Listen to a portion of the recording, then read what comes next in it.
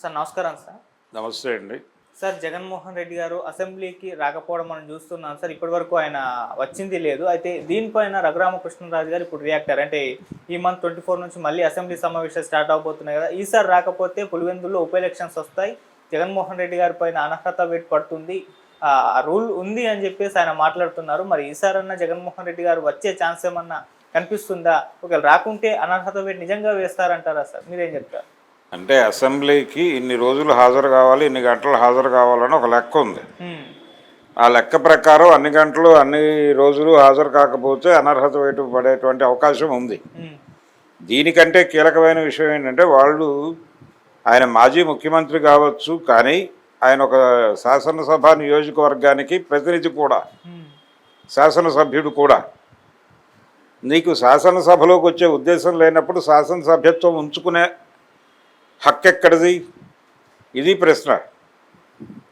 నిన్ను శాసనసభ్యుడిగా ఎందుకు ఎన్నుకున్నారు జనాలు?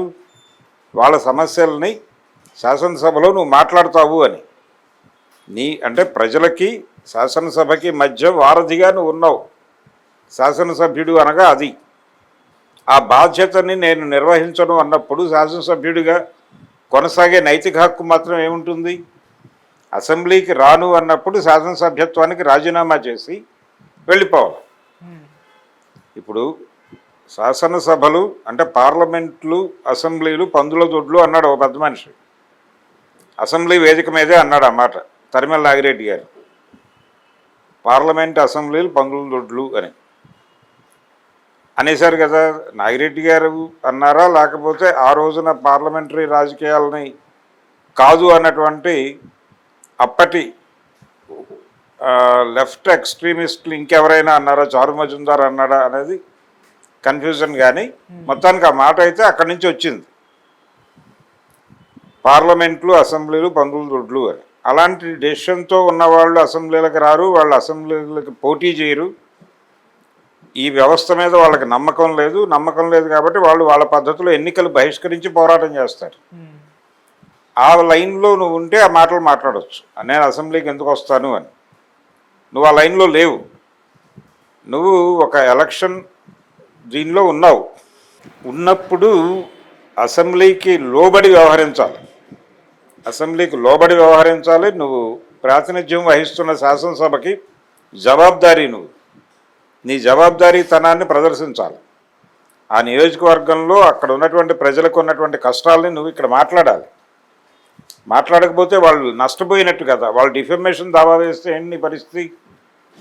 అందుకని అసెంబ్లీకి హాజరు కావడం ఈ నోటీసుల గురించి కాదు, ఆయన ప్రజల పట్ల బాధ్యతతో అసెంబ్లీకి రావాల్సినటువంటి అవసరం ఉంది. పర్సనల్ ఈగోస్, పర్సనల్గా హర్ట్ అయినటువంటి సందర్భాలు వేలు ఉండొచ్చు గాక, కానీ నువ్వు అసెంబ్లీలో ఉండాల్సినటువంటి బాధ్యత నీకుంది. నువ్వు శాసనసభ్యుడు కాబట్టి. అందుకని ఆయన అసెంబ్లీకి హాజరవుతాడని నేను అనుకుంటున్నాను. ఆయన హాజరు కాకపోతే ఏమిటి అనేది పరిస్థితి ఆయన మాట్లాడింది, అనర్హత వేటు అని. దానికి కూడా ఒక లెక్క ఉంటుంది. ఎన్ని రోజులు, ఇన్ని గంటలు రాకపోతే మాత్రమే చేయాలి. మేబీ సఫిషియంట్ రికార్డు ఉంటే ఆ మాట అనుకుంటచ్చు ఆయన. ఇప్పుడైనా నష్టాన్ని నివారించుకోవడానికి ఈయన అసెంబ్లీకి వెళ్తే సరిపోతుంది. ఒకటి, కేవలం అసెంబ్లీలోకి వెళ్తే మాత్రమే సరిపోదు. తను తిరిగి ప్రజల మనసుల్లో స్థానం సంపాదించుకోవడానికి ఏం చేయాలి అనేది కూడా ఒక ప్రోగ్రామ్ డిజైన్ చేసుకోవాలి.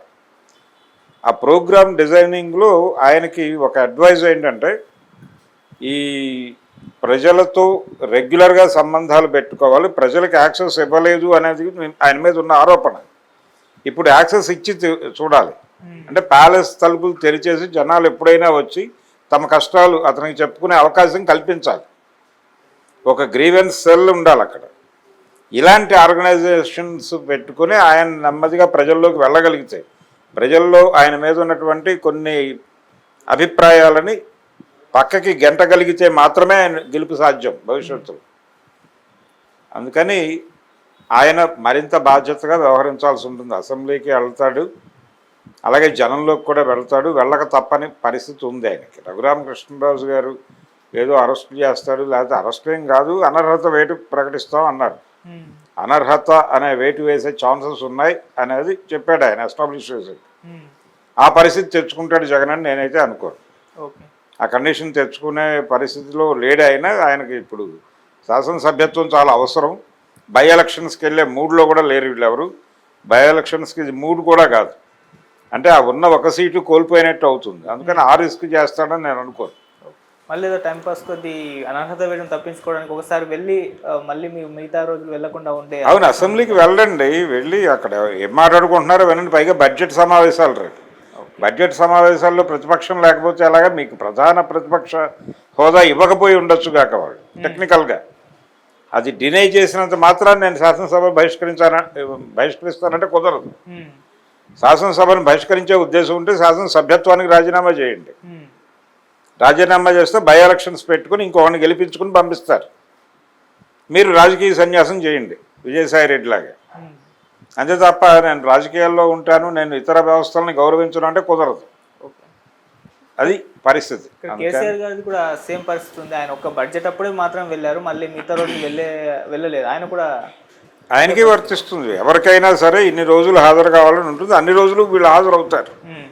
ఆ ఏరియాలో కాన్షియస్గానే ఉంటారు.